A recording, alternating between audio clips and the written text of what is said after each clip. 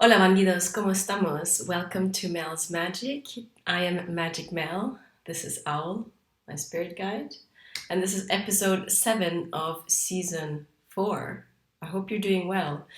Bueno, today we have a new moon in Cancer, so I thought it would be a good date for an energy update. But let's see what the cards say for us, for anyone who's watching, collective.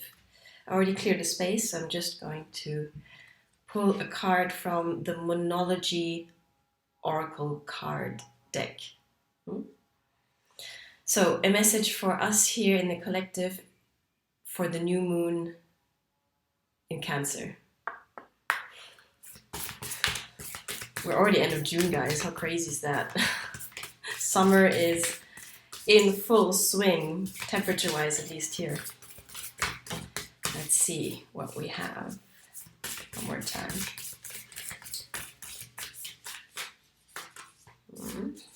Okay. Let's see what we got. Nothing will come of this situation. Void of course moon. I've never pulled this card. I really need to look in the oracle book here. Wow. Nothing, void of course moon.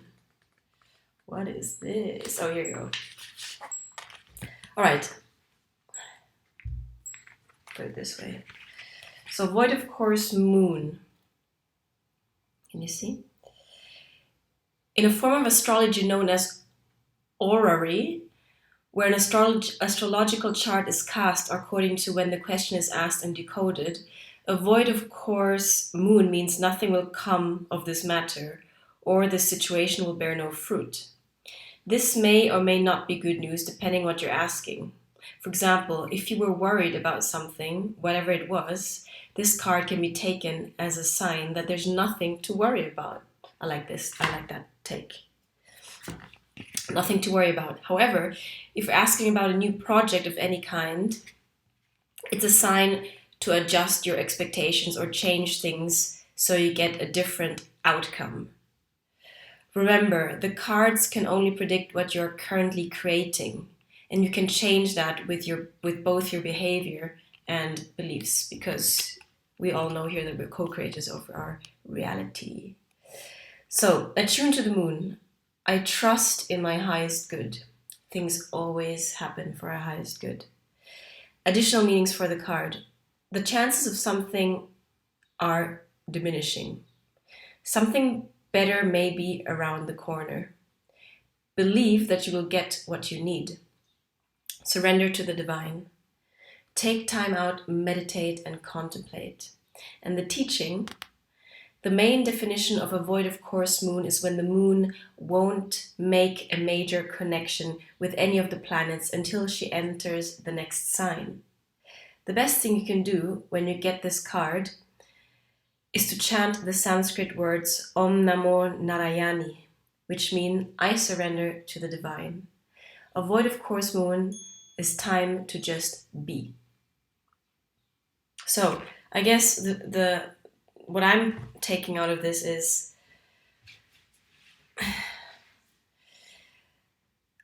I wouldn't call it back to fears. You know, when let's say there's a situation and you're not quite sure what to expect, and yeah, and there might be some fear involved from our parts. We usually tend to exaggerate that fear and make the situation much worse than it may actually be. And the irony is also that actually our fears will create the feared outcome. I definitely have had that in my experiences where I was dreading something, and the more I dreaded it, it influenced my behavior and my actions and my thoughts, which are all linked, no? And I actually manifested exactly that outcome that I was fearing. So I guess the lesson here is to be really cautious of what we're projecting out there, even just with our thoughts, because our thoughts are so powerful. Have you had it? Haven't you had it where you had a thought, for example, of someone, and then all of a sudden that person calls you? I mean, that's how insanely powerful our thoughts can be through telepathy into the quantum field. So let's be very careful not to project fear into a situation. That's obviously the big, always relevant lesson. And instead of fearing it, believe that you will get what you need. No? That's what I would take out of this. I'm not sure who may resonate with this. Bueno, let's leave it at this one. And I wanted to pull a oracle card from the Wisdom of the Oracle deck. So apart from the Void of Course Moon, what other advice do you have for anyone watching here, the collective? Thank you so much. Vamos a ver. I hope you're having a good start to the week in any case. I've been doing lots of paperwork. And with the help of we have two cards. With the help of, I call upon my guides, especially when it comes to paperwork, just to make things go smoothly. And it worked out well, insanely well. So tip, it always works to ask for assistance. We have a whole arsenal of helper guides, archangels that are watching over us and that we can summon to assist us in our daily tasks or the grand, bigger purpose. It doesn't matter. They're there to assist us. Okay, let's look at these cards. Wow. Ooh, interesting. So we've had this card last time. It's so strange. By the Book. And you may remember this one, no? By the Book 11. And you see the caravan of elephants going through the desert with spirit on the biggest elephant. Here there's a face. So looking as if they know exactly where they're heading. And the other one is 21.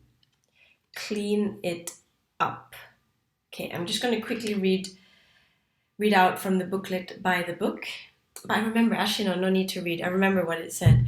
And it was, sometimes we're better off actually, instead of going against the grain and being all rebellious, to go by the book and not reinvent the wheel. So we might be working on a project and thinking, oh, I have to do everything on my own. I have to work on this from scratch. But no, it might be easiest and just smartest to look for, look up people who've already worked in the field that we're working in or who have done a similar project and learn and see what they have to say and even contact them, ask for support and follow their advice, no? Or maybe there's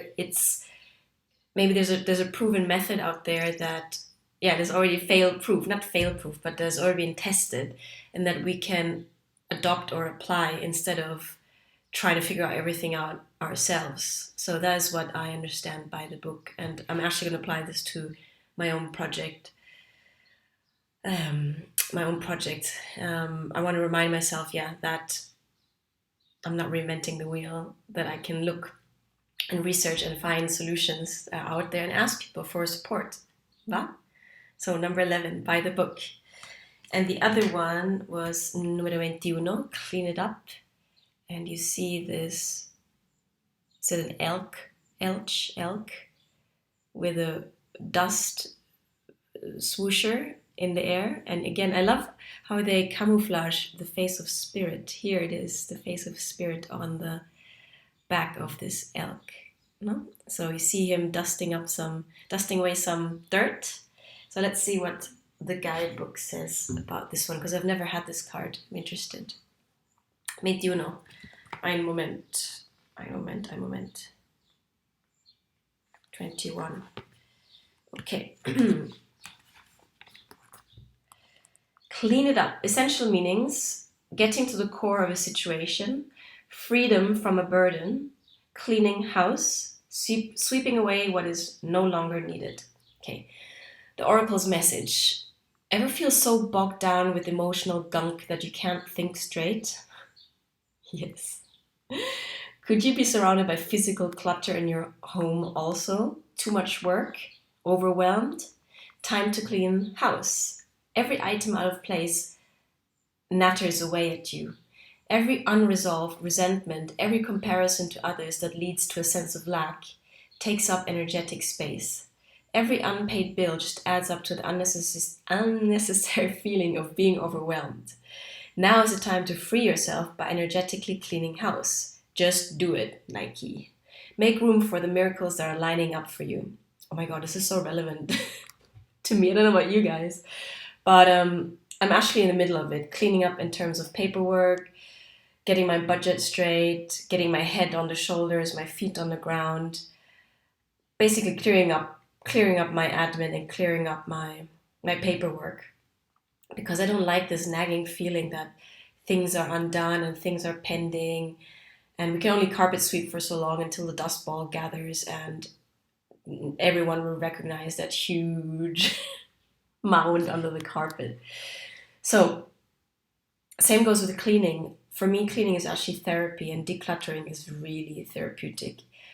Pull a Marie Kondo. Everything that doesn't bring you joy or is of no use, honestly, give it away, charity, sell it, or yeah, bin it, worst comes to worst, because objects take up space, energetic space, and we want our mind, our inner space, our mind to be clear, and as well our living space, because it's a reflection of our inner world. So when I clean my physical space, I feel super satisfied because it helps me declutter my mind as well too. So, do you need to do some decluttering? Doesn't have to be spring for a spring clean. Regular declutter sessions are super healthy. Bueno. Same goes with emotional gunk, actually. You know, is there any... Sometimes it's only normal for us to avoid confrontation, but in my experience, clearing up any, for example, tying up loose ends, if you need to apologize to someone, if you need to write someone a letter, if you need to express yourself to somebody, if you need to get back to someone and you know you should have, would have, could have, just do it. You will feel so much better after it. Bah? So emotional decluttering, physical decluttering, mental decluttering. Clean it up. Then we have relationship message. Time to clear the air. Take a look at your side of the street and say what's on your mind. Sweep away the old stuff so that a spring breeze can flow through with new energy. It's the perfect time to do an inventory of your dynamics and see what's yours and what's not yours, to clean up the relationship. Everyone brings some baggage. Sort through what you brought with you and let go of what is no longer needed. Become unencumbered and your relationship will flourish. Now that's a good one. You know, often when we haven't processed, I guess this is more for romantic relationships, but if we haven't processed stuff from the past, we absolutely are likely or most likely to project it and bring it into a new situation. So if you still have, again, it goes up with emotional technical glitch. Okay, I was saying, if you have unresolved emotional, I wouldn't say issues, but unresolved situations, and if you then meet somebody new, you're going to bring that baggage into the new situation. So you might as well clean up the old stuff, process it, and make space for the new. Otherwise, a new relationship will just suffer, no? And I guess it's okay to have some baggage. We all come with a past, no? But then at least communicate that to the person so they know what's going on and not being, either left out in the cold or left hanging. That's like the worst in my experience. So become unencumbered. Yes, drop the baggage of the past. Release yourself. Forgive if you need to forgive. Say sorry. Write whatever letters you need to write. Liberate yourself from the past so that you can enter a new situation with fresh energy and space. Mental, emotional space. No? And then we have prosperity message. Simple things like opening your mail, paying bills, sorting out your timetable, making lists and getting organized is what this symbol means when it comes to your work. Make time for yourself too. This card is a sign you may be overburdened and overwhelmed. It's okay to say no. You'll prosper even more if you do. Gosh, guys, I have a hair that's itching me. So it's okay to say no. You'll prosper even more if you do. I know it's hard. I know it's hard. We want to please people. We don't want to let people down, but honestly, we got to please ourselves first before anyone else, because it will be a snowball effect in the wrong sense. If we try and please everyone but ourselves, it's going to end up with we're going to end up with a lot of resentment and feeling drained and overwhelmed, like it says here. So let's get organized. Let's make priority lists, make a timetable, clear the clutter, set our bills straight, and get organized, basically. That's so for me. So for me. And that's it. 2 quick messages. Buy the book, clean it up. Let's ask for advice. Don't reinvent the wheel. Clean up emotional, mental baggage. Make space for the new. Be it emotionally, energetically, physically also. When we get rid of stuff, we can actually make space for something else to arrive here, or even enjoy the less cluttered space, which is something I've learned. Less is definitely more, no? So with this is a quick one. New moon in Cancer. I wish you a wonderful new moon season. Set your intentions and act as if it's already happening. No, that's the magic rule for manifesting. Ask and then believe, think, and act as if it's already happened. Get to work and let it go and trust divine timing. And if there's anything left unsaid or you need to clean anything up, just do it and you're going to feel better for it. Okay. Owl and I, les saludamos de Javier and wish you a wonderful week. Okay? Bye. Oh, and remember, if you like my video, please hit the like button, share with friends and family if you feel like it, and subscribe to my channel for more. I am Magic Mel. My channel is called Mel's Magic, and do check out my season 1, 2, and 3, which are full of videos that speak from personal perspective, but as we know, the deeply personal becomes universal. So hey, something might resonate there for you. Okay, check it out. Saludos.